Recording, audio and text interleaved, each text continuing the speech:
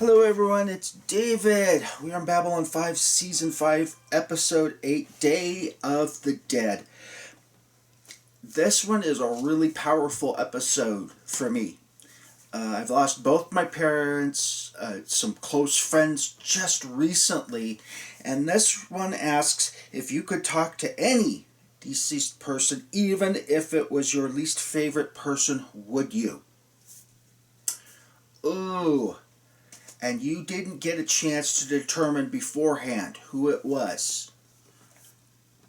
That one is powerful because we've all seen the memes. Oh, mom, if I could just spend more.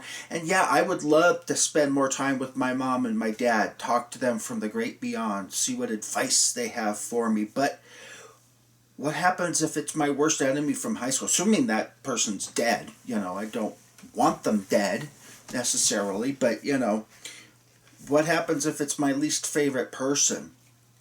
Or the person, because I'm a recovering alcoholic drug addict. What happens if it's somebody that I lost recently who was one of my drug running buddies? Ooh, that's a loaded question, boy. Especially if you don't get the opportunity to choose beforehand. Makes you think. Put down below your answer to that question. Would you do it? Would you talk to somebody from the great beyond even if you didn't have the opportunity and there's a possibility your worst enemy could show up for the night? Would you still take that chance? Penn and Teller, aka Rebo and Zudi, visit Babylon 5. Not my favorite. I don't have anything against them. I do like some of their recent series that they've done on debunking myths and urban legends that are out there. For instance, they're talking about passing around at this one leftist convention something to ban dihydrogen monoxide. Now, dihydrogen, dihydrogen, H2O, monoxide, single oxygen, H2O, water.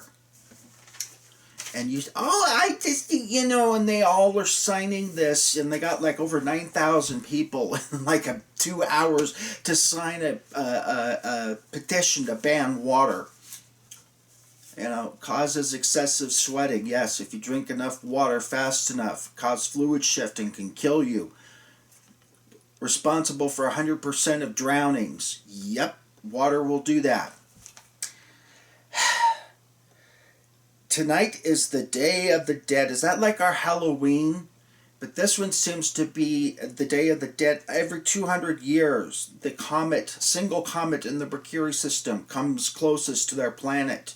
And they celebrate the Day of the Dead. Tonight, the dead return, the Mercury merchant, to Lando Malarian. He's the one that has that little skull thing, and it's candy for our carbon-based life forms. And he gives it to Lando Malari because Lando's going to be the emperor soon, and sure, why not? We cue the entrance. Lanier surprises Delenn for the Mercury Day of the Dead. He's heard so much about it, now he wants to experience it.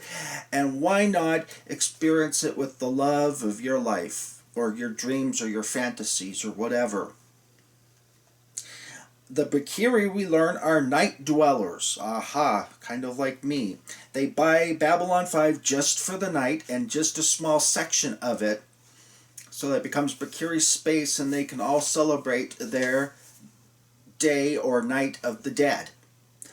Adira Tari, all of a sudden, as this night goes on, people within the Mercury bounds, like Lando Malari, all of a sudden, Adira Tari appears before him.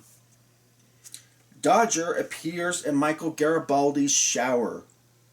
CNC, all of a sudden, realizes that a mile-long portion of Babylon 5 is missing. Where the hell did it go?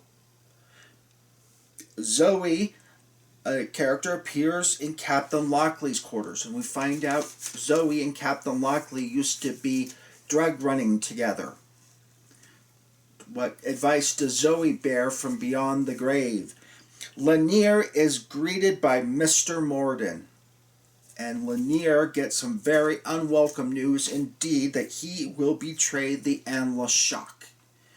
And Lanier absolutely doesn't believe him. And of course, those of us who have watched the episodes, we know that it does in fact come true. That Lanier does in fact betray the Endless Shock.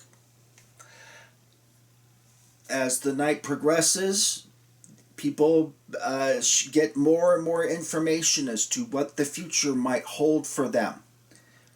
And sure enough, Captain Sheridan, who's a little bit about this whole thing, gets a message from Kosh via Zoe, via Captain Lockley.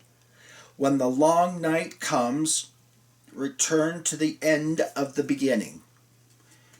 And, in fact, when Sheridan, at the very last episode of Babylon 5, the series, at any rate, not the movies, but the series, Captain Sheridan, in fact, does return to the end of the beginning. And if you haven't seen the rest of it, I'll leave that for you guys to figure out on your own. Jakar wonders what he might have seen had he stayed in the zone, but he got up and moved back to CNC. He's like, I don't want to know what's going on from behind the grave. But then he realizes the people who were in the zone, who did get visited from beyond, they're much more at peace, they're much calmer, they seem to have a sense of calm and direction. At least some of them do. Londo seems to have carried on as though nothing has happened, really. But, big juicy question, if you could have the chance to visit any random person, who would you want to? Who would you least want to? And number 3, would you still take the chance if someone from your least favorite category were to show up? So, discuss that down below. As always, like, comment, subscribe, and share. And I will see you next episode.